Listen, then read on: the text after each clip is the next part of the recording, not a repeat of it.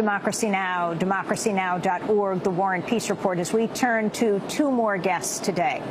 Here in the Qatar National Convention Center, where, well, according to the figures, 10,000 people have gathered, far less than the conventions of the past of these UN summits.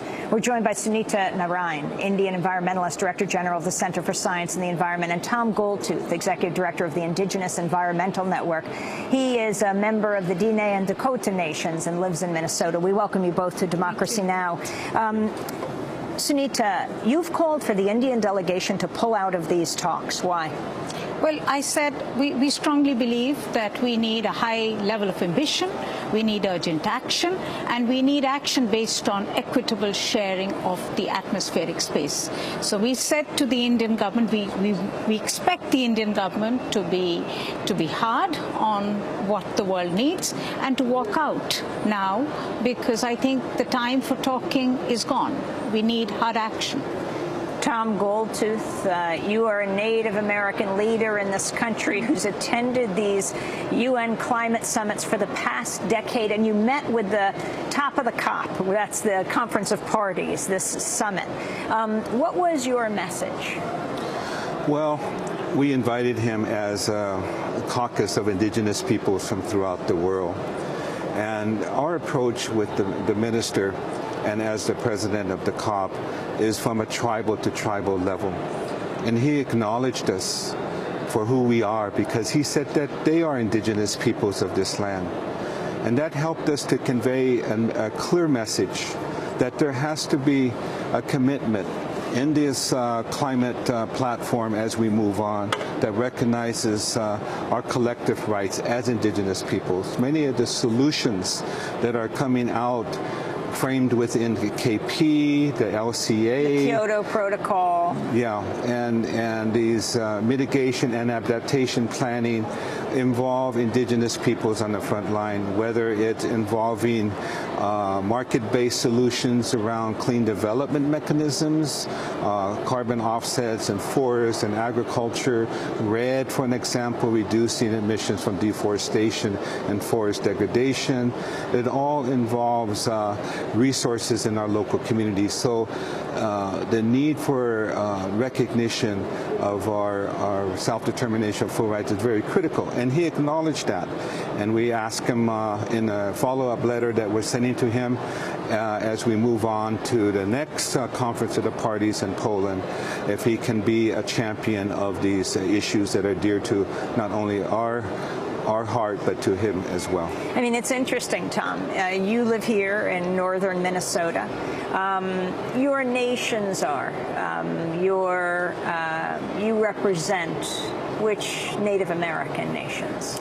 Well, I'm here as an executive director of a nonprofit indigenous organization, and in our network are Native indigenous communities on the front line of struggling and resisting unsustainable Western forms of development. For an example, Red Oil in Alaska, who's constantly trying to stop shale oil and our government from pursuing offshore oil drilling, and the tar sands in Alberta. These are communities we network with. We also network with our federally recognized tribes who have a government-to-government relationship with the United States government. So we're committing as we leave here, because there's no guarantee we're going to have a strong a Doha deal coming out of here. So we're committing as Native indigenous peoples from the United States to go back and have highest level government-to-government meetings with Obama and his administration to hold him accountable to some commitments he made on climate. And one of our tribes, the Crow Nation in Montana, adopted him as a member of their family. Sunita Narain, what would an equitable deal look like? Now, I think it's important to point out it was your organization that exposed last year in a conversation with one of the climate envoys of the United States, Jonathan Pershing, that he said to you privately, if equity is in, the U.S. is out. Talk about the significance of that and what you want to see today. Amy, let's be very clear. Climate change is such a difficult issue for the world because it involves sharing the ecological space of the world, the common atmospheric space. But because emissions of carbon dioxide are linked to economic growth. It is also about sharing the economic space of the world. So in some senses, climate change is a tough issue because we are telling nations that this is the right to development of all. And that's been the issue for now many years that has been on the table, where there are countries that have overused their share, their quota, if you would say, of the Earth's atmospheric space. And there are countries who need the right to development. And that's been the tension that we have seen. Now, to move ahead, and that's why the US government has to change its point of view. To move ahead, we need a recognition that this is an issue of rights and justice, that this is an issue which involves countries which have to reduce their emissions, countries who must be given the right to development. It is also an issue that countries with the right to development must develop differently. We do not want to first pollute and then clean up. So we need money, we need technology to be able to do things differently. That's the only deal that is possible for an effective deal, a meaningful deal on climate change.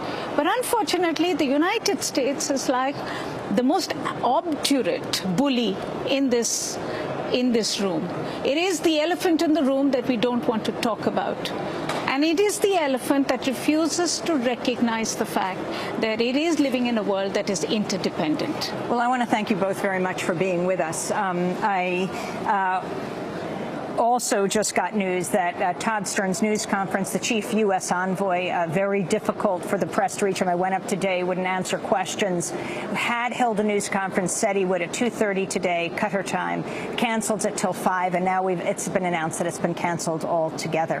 Sunita Narain, I want to thank you very much for being with us, Indian environmentalist, Director General of the Center for Science and Environment, and Tom Goldtooth, Executive Director of the Indigenous Environmental Network, member of the Diné and Dakota Nations, lives in northern Minnesota. This is Democracy. Thanks so much for watching this report from Democracy Now!, your daily independent global news hour. We don't accept advertising or corporate funding, but rather rely on donations from viewers like you.